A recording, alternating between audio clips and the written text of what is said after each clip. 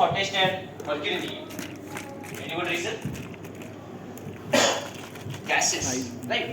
Venus ना sun से पहला प्लैनेट है जहां पे atmosphere, and its atmosphere is really dense as it contains 80 to 90% carbon dioxide. और कार्बन डाइऑक्साइड एक प्रॉपर्टी होती है, ट्रैप्स, यानी सन से जो हीट आती है ना उसे कंप्लीटली एब्जॉर्ब कर लेता है और बाहर नहीं जाने देता, which increases the average temperature of the planet. That's why Venus becomes the hottest planet, सबसे गर्म ग्रह बन जाता है ग्लोबल वार्मिंग की वजह से। अर्थ पे भी होता है ना ग्लोबल वार्मिंग, आगे नहीं? यस, लेकिन अर्थ पे ना उतना कार्बन डाइऑक्साइड है नहीं जितना वीनस पे। That's why Venus is the hottest. Now जब एक्चुअली ये तो सिर्फ सरफेस इमेज है, जब हम एक्चुअली टेलीस्कोप से वगैरह देखते हैं ना वीनस को तो हमें सिर्फ उसका डेंस एटमॉस्फेयर दिखता है जो कि कुछ ऐसा है। ना अब मर्क्यूरी, वीनस ये तो हमारे पहले प्लैनेट है और इन दोनों प्लैनेट के पास भी मून नहीं है। दोनों बहुत छोटे ग्रह हैं, उनका ग्रेविटी इतना स्ट्रांग है कि मून को रख पाए। So let's move on to the next planet. कौन सा प्लैनेट है next? Earth, right? Our beloved blue marble. This is Earth. Oh, right. Now, Earth is the only planet known to humans जहाँ पे life possible है। ऐसा क्यों? Atmosphere, water, oxygen. What? Vegetation. Food. Anything else? Water, oxygen. मी काहीतरी बोलून तिला विचारत होतो. Temperature. Water, Ozone layer. water. Like बहुत से रीजन है, एयर है, वाटर है, लैंड है, एटमॉस्फेयर है, टेम्परेचर है, प्रॉपर ग्रेविटी है, फिर ओजोन लेयर है, प्रॉपर डिस्टेंस फ्रॉम द सन है, प्रॉपर एटमॉस्फेरिक प्रेशर है, बहुत सी चीजें। एंड द थिंग इज ना ये तो सिर्फ एक प्लैनेट की इनेट क्वालिटीज है, बट एक प्लैनेट पे लाइफ होने के लिए या लाइफ इवॉल्व करने के लिए बहुत हेवी क्राइटेरिया होता है। एज इन वो एक सन के अराउंड रिवॉल्व कर रहे हैं, जैसे हमारा सन स्टार के रिवॉल्व कर रहा है, वो स्टार के प्रॉक्सिमिटी यानी उसके नजदीक में कोई दूसरा स्टार नहीं होना चाहिए जिसकी ग्रेविटी से उस प्लैनेट के ऊपर फर्क पड़े।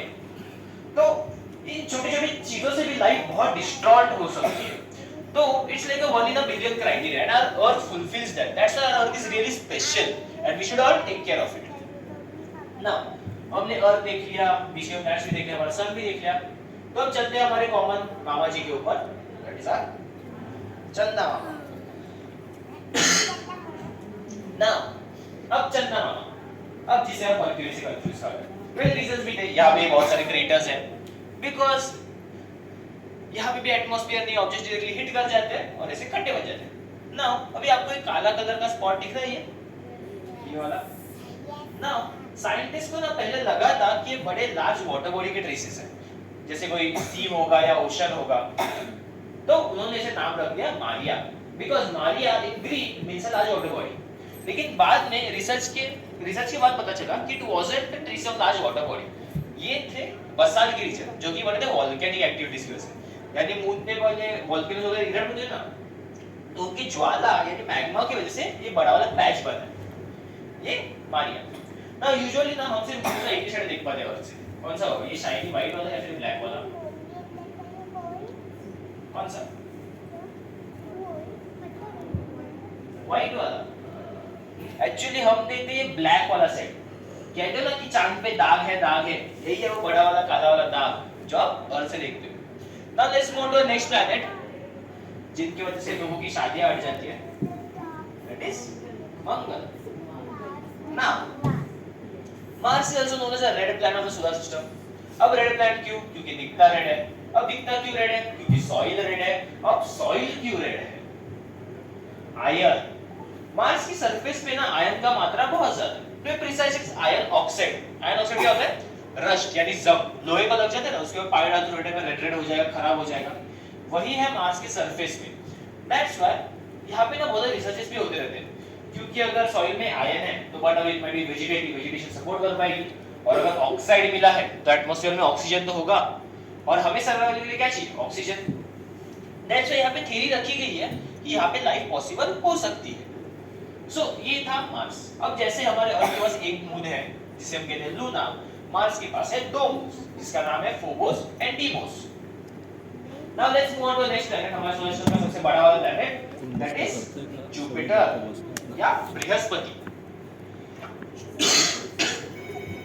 नाउ जुपिटर सोलर सिस्टम का सबसे बड़ा प्लैनेट है, लेकिन बड़ा होने के बावजूद भी उसका ग्रेविटी बहुत स्ट्रांग है एंड वो बहुत तेजी से घूमता है। एज इन उसका रोटेशन टाइम काफी कम है, यानी उसका एक दिन काफी छोटा है। अर्थ का एक दिन कितने घंटे का होता है? 24 आवर्स, राइट। लेकिन जुपिटर का एक दिन होता है 10 आवर्स का अप्रोक्सीमेटली। मतलब इसका इतना तेज से घूमने की वजह से आप बहुत ज्यादा स्टॉर्म्स वगैरह आते हैं, तूफान आते रहते हैं। दिख रहे हैं moving lines, those are storms, और ये छोटे-छोटे सर्कल्स आर साइक्लोन्स। पूरी सर्कल में से आपको एक बड़ा सर्कल दिखेगा, ये वाला। ये पूरे सोलर सिस्टम का सबसे बड़ा साइक्लोन है। अब बड़ा बोले तो कितना ही होगा? स्टेट जितना, कंट्री जितना, कॉन्टिनेंट जितना, कितना बड़ा होगा? अर्थ जितना। इट्स एक्चुअली 3 अर्थ के जितना। हमारी 3 पृथ्वियां समा जाए इतना बड़ा है साइक्लोन है। अब पूरे साइक्लोन में 3 जाए तो पूरे जुपिटर में कितनी जाएंगी? Any idea? Anyone? Random guess. पूरे जुपिटर में जाती है 1300 पृथ्वियां। 1300 earths can fit inside Jupiter. ना अभी जुपिटर बड़ा है तो उसका ग्रेविटी भी स्ट्रांग रहेगा। दैट्स व्हाई जुपिटर के बहुत सारे मून्स भी है। जुपिटर के है total 95 confirmed moons. Now let's move to the next planet, जिनको लोग बहुत गालियां देते हैं, मतलब कुछ भी बुरा हो जाए, मेरा शनि खराब चल रहा है। This is our Shani. Now Saturn हमारे सोलर सिस्टम का दूसरा सबसे बड़ा प्लैनेट है, लेकिन बड़ा होने के बावजूद भी ना उसका मास काफी कम है। मास काफी कम है, it is heavy, it is 95 times heavier than earth, लेकिन उसका जो मास है ना वो बहुत बड़े एरिया में फैला हुआ है, व्हिच मेक्स इट्स डेंसिटी यानी घनता काफी कम हो जाता है। इतना कम कि अगर हम इसे पानी के ऊपर रखेंगे ना तो पानी के ऊपर ही फ्लोट कर जाए, इतना हल्का है सैटर्न। नाउ सैटर्न के ना हमारे सोलर सिस्टम में हाईएस्ट मून है, हाईएस्ट मून काउंट है। लाइक जुपिटर के 95 थे, सैटर्न के कितने होंगे? सैटर्न के है total 145 confirmed moons. Now Saturn की एक स्पेशल क्वालिटी है, उसके पास रिंग्स है। सैटर्न हैज 7 रिंग्स जो बनते हैं डस्ट, आइस या ब्रोकन मून डिब्रीज वगैरह से, and they are really beautiful in the sky. अभी टेलीस्कोप से अगर देखो तो बहुत सुंदर दिखते हैं। Now let's move to the next planet, our first icy giant, that is Uranus. Now Uranus और नेपच्यून को ना थोड़ा साथ में स्टडी करते हैं। Like this is Uranus and this is Neptune.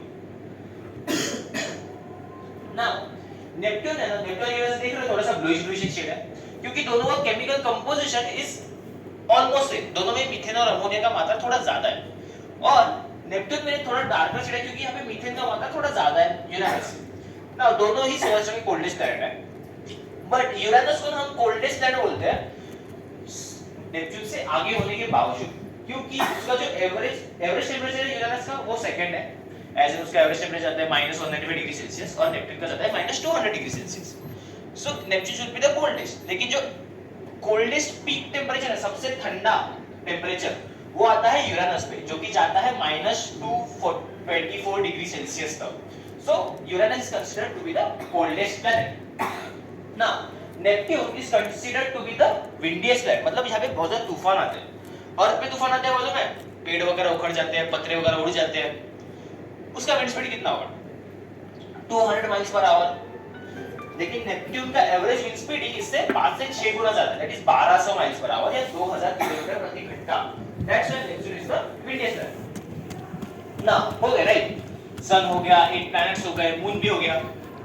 तो ये था हमारा सोलर सिस्टम, लेकिन हमारा सोलर सिस्टम एग्जैक्टली कहां पे है? Milky Way galaxy, right? So this is our Milky Way galaxy. Nice, right? Billions and trillions of stars. अब बोल दिया मिल्की वे गैलेक्सी में है अपना सोलर सिस्टम, लेकिन ढूंढोगे कहाँ पे? दिख रहा है अपना सन, अर्थ, मून? दिख रहा है किसी को? नहीं मिलेगा। इसलिए मैंने आपको इंडिया का मैप देकर बोल दिया अपना घर पॉइंट आउट करके दिखाओ, नहीं हो पाएगा। वेल वैसे भी नहीं हो पाता क्योंकि फोटो ही अर्थ से ली गई है, तो कहां पे ढूंढोगे? तो ये सारे स्टार्स ना हमारे नाइट स्काई में दिखते हैं। हमारा अर्थ आता है मिल्की वे के स्पाइरल गैलेक्सी, एक स्पाइरल आर्म में। तो ये जो बैंड दिख रहा है ना आपको बीच की लाइन, ये हमारी मिल्की वे गैलेक्सी का एक आर्म है। सो ये हमारा अर्थ का नाइट स्काई। मतलब सारे जो कॉन्स्टलेशंस वगैरह आते हैं ना, वो किसी नाइट स्काई में है. So let's see all the constellations. So these are all the constellations जो हम देखते हैं हमारे नाइट स्काई में. उन्हीं के बीच में आपको रेड कलर की लाइन दिख रही होगी. इस लाइन को कहते हैं इक्वेटोरियल लाइन. अब इक्वेटोरियल लाइन क्या होता है? जब हम अर्थ से है हमें सन जाते हुए दिखता है, राइट? अर्थ से ईस्ट टू वेस्ट, मून भी दिखता है. ऐसे ही बाकी के प्लैनेट्स भी हमारे नाइट स्काई से पास होते हैं. सो वो जो पास होते हैं ना उस लाइन से, यही है वो लाइन जिसे हम कहते हैं इक्वेटोरियल लाइन. और ये जो लाइन क्रॉस होती है ना वो क्रॉस होती है 12 कॉन्स्टेलेशंस. और वही 12 कॉन्स्टेलेशंस जाके बन जाते हैं आपके ज़ोडिएक साइंस या आपकी राशि. सो कहा जाता है कि अगर आपके बर्थ के टाइम पे उस कॉन्स्टेलेशन में अगर सन रहेगा that will become your sun sign, और अगर मून रहेगा that will become your moon sign. So Indian culture के अनुसार हम फॉलो करते हैं मून साइंस. सो अगर एग्जांपल आपके बर्थ के टाइम पे अगर वृश्चिक या कैंसर राशि में अगर मून रहेगा तो वो बन जाएगी आपकी राशि. So this was about cancellations. So this was my show. I hope you enjoyed it. This is Nehru Science Center and this was Science on Sphere. Thank you guys. संपला